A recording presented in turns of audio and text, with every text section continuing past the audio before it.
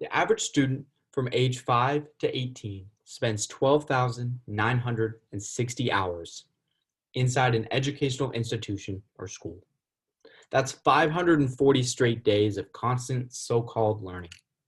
But are all those hours benefiting the student for life to come? As of right now, no. And in my presentation, I will explore the current schooling system on pressure, curriculum, and school funding, as well as give ways to improve the current school system for students in the future. An overview of the current educational system. As of today, the educational system is not teaching concepts that help students succeed in the future. In order to succeed, students need to learn real-life concepts, such as how to do taxes, how do credit cards work, how to build a 401k, etc. As of today's standards, students don't believe the educational system is preparing them for the future.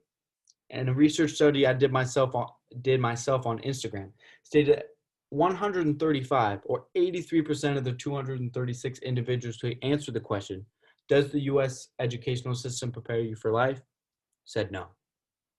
Current standards are teaching students how to analyze Shakespeare, play a recorder, and know what is inside a cell body. But these concepts are not preparing them for the future. The point overall being made is not to eliminate concepts such as Shakespeare or cells, but rather integrate other classes that prepare students better for the future.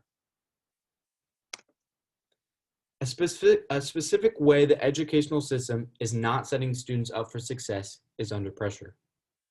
Pressure to get good grades, pressure to get good standardized test scores, pressure to do everything right the first time.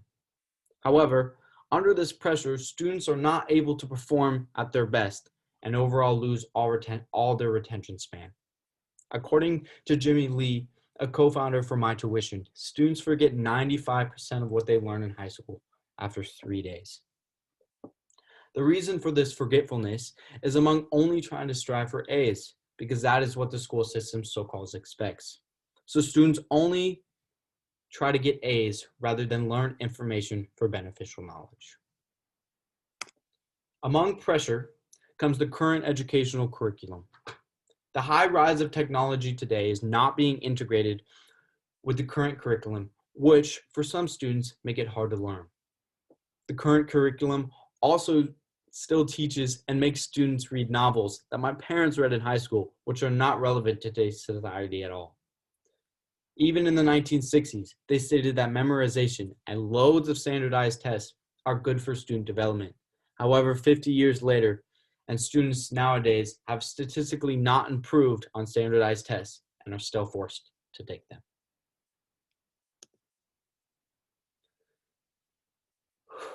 Some of the reasoning from the public view why the school system is so corrupt is due to the insufficient school funding.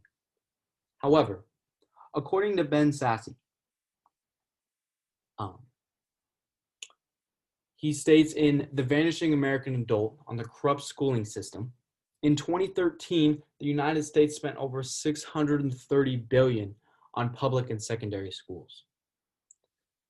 Where 29 earlier in 1984, the United States spent $15 billion on public schools around the country. Through those 29 years, the government and tax voters wanted to see if an increase in school spending resulted in higher test scores and overall higher grades. After the 29 years, the results are quite alarming.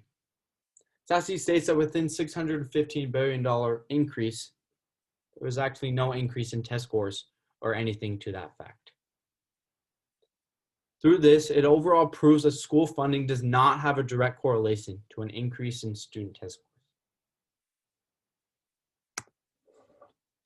Though these problems are apparent in the educational school system today, there are a couple ways to turn it around. First would be integrating a hybridized learning environment, meaning having students access online resources such as Khan Academy, which have proved time and time again to be proficient in student learning in order to help with grades and test scores. Second would be to advocate to locally and state-run boards for a curriculum change, advocating to have them integrate classes that would benefit students in the future. classes that teach concepts such as taxes, credit, insurance, etc. The last thing to do is to push a law in the school board to limit the grading scale from kindergarten to 8th grade. In doing this, the pressure of the students will be raised immensely, and the students will learn information proficiently rather than just getting an A. In conclusion, and at this moment in time in the American school system, they are not putting students on the right path to success due to an immense amount of pressure and an irrelevant curriculum in current society. Applying specific actions to integrate both a hybridized learning and a multitude of realized situational classes on taxes and other types of things, limiting grading scale to young students would start to turn the school system around.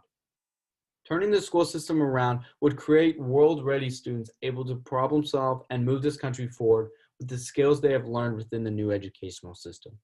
Students today are the new generation, going to have to continue to build and strengthen the United States into the greatest country of the world. And the first step to do that is through the school system. Thank you.